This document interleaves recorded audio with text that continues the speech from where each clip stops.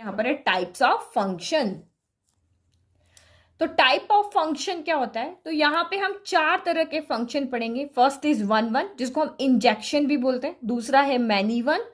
तीसरा है on to. Mainly ये होते हैं वन वन ऑन टू। तो ये वन वन को इंजेक्शन, ऑन टू को बोलते हैं सर्जेक्शन। अगर कोई फंक्शन वन वन नहीं है तो वो मैनी वन होगा।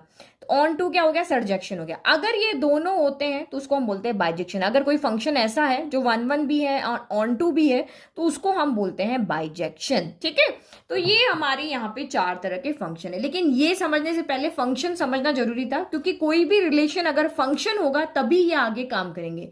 कोई रिलेशन अगर फंक्शन ही नहीं है तो हमें ये देखने की जरूरत भी नहीं होती। तो आपको समझ में आ गया फंक्शन क्या होता है। अब यहाँ पे देखते हैं हम वन वन क्या होता है।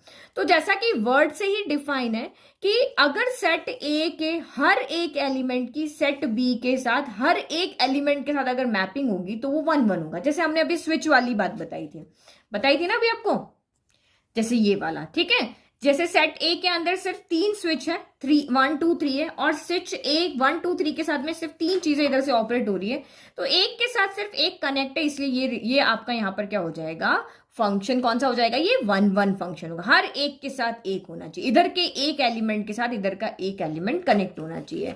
तो जैसे यहाँ पे देखो, इसी के एग्जांपल में देखो, जैसे ए से ये वन वन, ए से वन है, बी से टू है, सी से थ्री, इधर का हर एक एलिमेंट। लेकिन क्योंकि फंक्शन होने के लिए आपको ये पता है कि सेट ए के सारे एलिमेंट की मैपिंग होनी चाहिए, तो यहाँ पे सेट ए है जिसके सारे एलिमेंट की सेट बी के साथ मैपिंग है और सबको सिर्फ एक मिल रहा है और यूनिक मिल रहा है, कोई दो से एक कनेक्ट नहीं है, तो ये आपका वन वन होता है। अब आप कहोगे कि क्या ये भी वन वन है, तो ये वन वन नहीं है। क्यों नहीं है वन वन, चाहे ए को वन मिला है, बी को टू मिला है, सी को कुछ नहीं मिला, लेकिन क्योंकि ये फंक्शन ही नहीं है तो हमें वन वन बोलने की जरूरत ही नहीं है।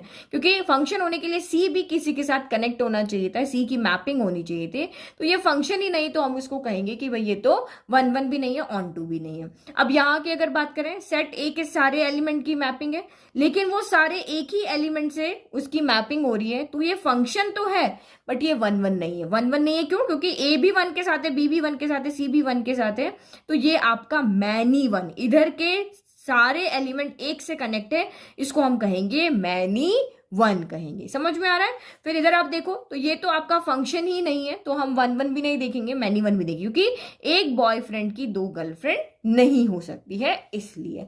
तो आपको समझ में आ गया कि सेट ए के हर एक एलिमेंट की अगर सेट बी के साथ एक यूनिक इमेज होगी, एक के साथ एक कनेक्ट होगा, तो उसको हम यहाँ पे क्या कहेंगे, वन वन। तो वन वन याद रखने के लिए, जैसे आपको फंक्शन के लिए पता है, दो बच्चों की एक माँ होगी तो फंक्शन है, लेकिन एक बॉयफ्रेंड की दो गर्लफ्रेंड होगी तो फंक्शन नहीं है। सेम वन वन के लिए हम ऐसा रियल लाइफ का एग्जांपल लेते हैं। तो यहाँ पे देखो, ये एक सेट मैंने बनाया, ये एक सेट बनाया, आपको इन एग्जाम्पल से याद रख, इजीली हो जाएगा कौन वन वन होगा।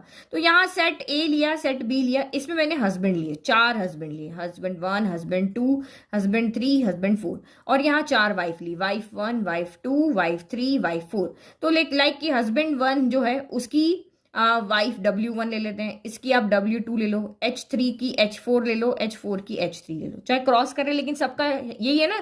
तो वन वन का मतलब हर एक हस्बैंड की एक ही वाइफ होगी, और होती है रियल लाइफ में, एक हस्बैंड की सिर्फ एक ही वाइफ होती है, तो ये रिलेशन आपका यहाँ पर क्या हो जाएगा, वन वन हो जाएगा। लेकिन और अगर मैनी वन समझना है, तो मैनी वन के लिए वही दो बच्चों के एक माँ हो सकती है, तो यहाँ पे दो कनेक्ट हो रहे, दो बच्चों की, क्या तीन बच्चों की भी एक माँ हो सकती है, तो मैनी अगर वन से कनेक्ट है तो मैनी वन।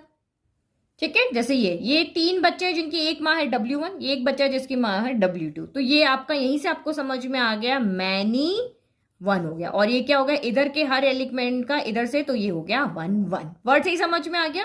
तो हस्बैंड वाइफ का रिलेशन वन वन के लिए, और बच्चों और वाइफ का, बच्चों और उसकी मम्मा का जो रिलेशन है वो आप मैनी वन के लिए भी याद रख सकते हो, और आप फंक्शन के लिए भी रख सकते हो। अब देखो, इधर के सारे एलिमेंट ऑक्यूपाइड है, इधर के भी सारे एलिमेंट ऑक्यूपाइड है, दैट मीन्स ये फंक्शन है। तो फंक्शन होने पर ही वन वन, और यहाँ पर आपका मैनी वन या फिर आपका ऑन टू, बाइजेक्शन सब होंगे। तो अब डेफिनेशन लिख लें, ये तो हमने समझने वाली बात थी।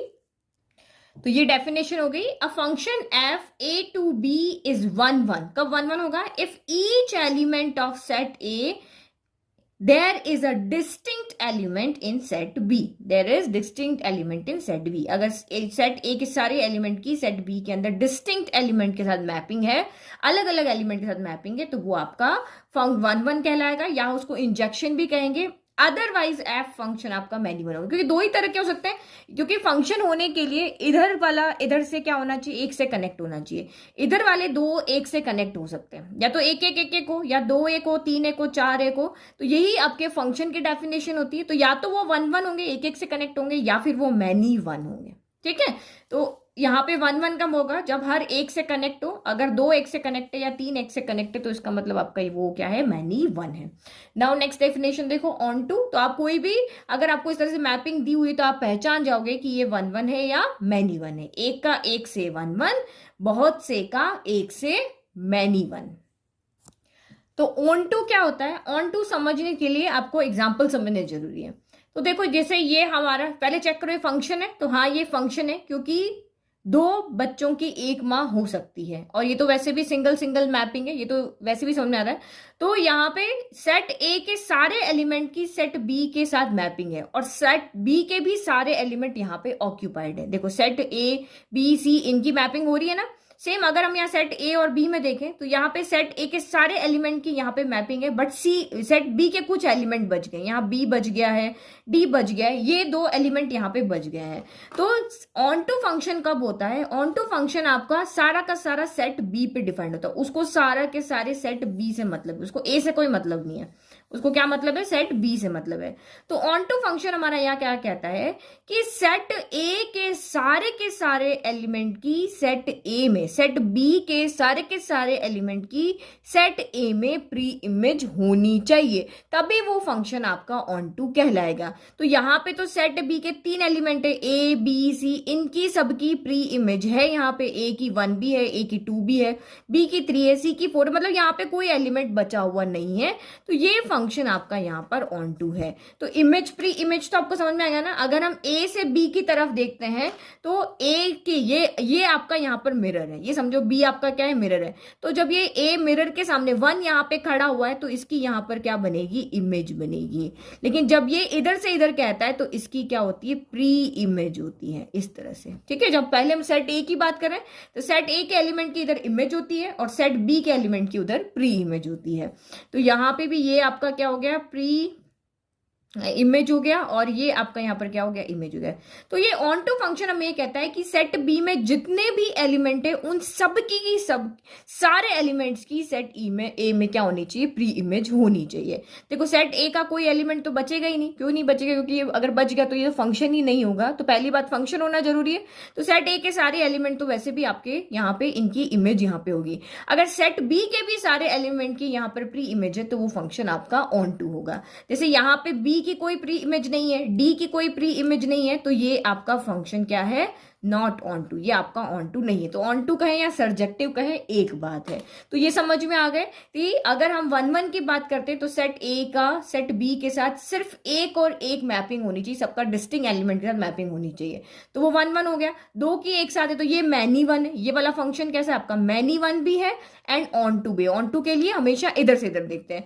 तो ऑन टू के लिए आप हमेशा एक चीज यहाँ पे याद रखो, अभी मैंने आपको बताया था ना कोडोमेन और रेंज बताया था। तो रेंज का मतलब क्या होता है, इधर के एलिमेंट की इधर से जो भी मैपिंग हो रही है, इधर के एलिमेंट से जो भी मैपिंग हो रही है आपका रेंज होता है। तो यहाँ पे रेंज क्या है, रेंज देखो ए की भी मैपिंग हो रही है, बी की भी हो रही है, सी की भी हो रही है। तो रेंज कितना है आपका, ए है, बी है और सी है। और कोडोमेन क्या है, तो कोडोमेन आपका यहाँ पर होता है सेट बी के एलिमेंट, जो दूसरा सेट है उसके एलिमेंट। तो ये आपका क्या हो गया, ए कॉमा बी कॉमा सी हो गया। तो ये एक हमारी डेफिनेशन होती है, चेक करने का तरीका होता है कि अगर रेंज इक्वल टू, जब हमें शो करना पड़ेगा ना तब हम चीज को देखेंगे। अगर दो सेट है, दो सेट में अगर रेंज इक्वल टू आपका कोडोमेन आ जाता है तो वो आपका ऑन टू फंक्शन है। अगर इसमें आप यहाँ पे देखो रेंज कितनी है, तो यहाँ पे सेट बी के जितने एलिमेंट की मैपिंग होगी वो इसमें आएंगे। ए की हो रही है तो ए है, बी की नहीं हो रही है फिर सी है, फिर डी की भी नहीं हो रही है, ई है, और फिर आपका यहाँ पर एफ है। तो रेंज में सिर्फ 4 एलिमेंट आ रहे हैं। लेकिन कोड डोमेन में कितने आ रहे हैं, कोड डोमेन में सारे के सारे सेट बी के सारे element A B C D E F हो गया। तो यहाँ पर आपका क्या है, रेंज जो है वो कोड डोमेन के इक्वल नहीं है। तो हम इस तरह के क्वेश्चंस करेंगे जब इनफाइनाइट आपको यहाँ पे सेट दिए होंगे, तो हम वहां कह देंगे कि रेंज अगर कोड डोमेन के इक्वल आ रही है तो है, रेंज अगर कोड डोमेन के इक्वल नहीं आ रही है रही है तो ये आपका ऑन टू फंक्शन नहीं है। समझ में आ गया? तो ऑन टू हमेशा आपका किसके ऊपर होगा? सेट बी के ऊपर डिफाइन होगा। सेट बी के सारे एलिमेंट की अगर प्री इमेज सेट ए के अंदर है तो वो फंक्शन हमारा ऑन टू और आपका क्या कहलाएगा? सर्जेक्टिव कहलाएगा। समझ में आ गया? तो डेफिनेशन भी हमने यहाँ पे लिख दी। ये तो मैंने आपको सारा समझा दिया, आपको अच्छे से समझ में भी आ गया कि रेंज अगर कोडोमेन के इक्वल है तो वो ऑन टू है, रेंज अगर कोडोमेन के इक्वल नहीं है तो वो ऑन टू नहीं है। तो डेफिनेशन हमारी ये कहती है अ function F from A to B is onto if for each element of set B there is a pre-image in set A होनी चाहिए। It is also known as surjective function। तो दूसरी चीज आप यहाँ पे याद रखते हो, if codomain equal to range है, कोडोमेन मतलब सेट B के जितने भी एलिमेंट होते हैं वो कोडोमेन, और रेंज क्या होता है? सेट B के जो परमिसिबल जिनकी यहाँ पे मैपिंग हो रही है वो आपके रेंज में आते हैं। तो अगर यहाँ पे कोडोमेन रेंज के इक्वल हो जाता है तो वो आपका यहाँ पर क्या है?